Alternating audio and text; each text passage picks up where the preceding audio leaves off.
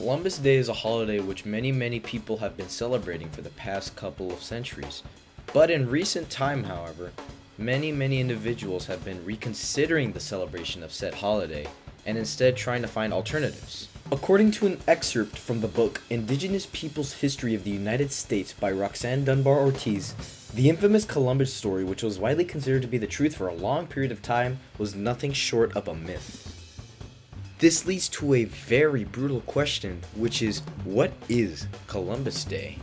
That is exactly what I will be talking about in this video. Columbus Day is a day which celebrates the discovery of the New World by Christopher Columbus on his voyage originally meant for India, which he led after repeatedly begging the Spanish royalties. On this voyage, he encountered the Taino people, who are a people from the Bahamian island of Guanahani, who are still alive and prevalent to this day. Columbus Day was first celebrated on October 12, 1792, in the city of New York. It was formed by a small group of people called the Society of Saint Tammany. Thanks to the Knights of Columbus, this holiday was made federal on October 12, 1909.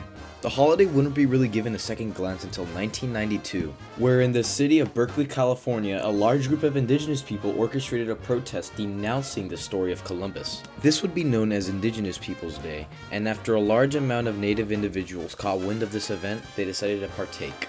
Ever since then, massive changes have been made in regards to both of the celebrations. For example, a majority of people in the United States now are against Columbus Day and its celebration, and more protests have been held than ever before. This has also led to more recognition for the holiday of Indigenous Peoples Day, which has become more prevalent than ever before.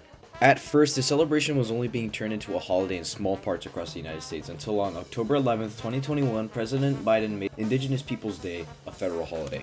This leads to yet another question. Why is Columbus Day so controversial?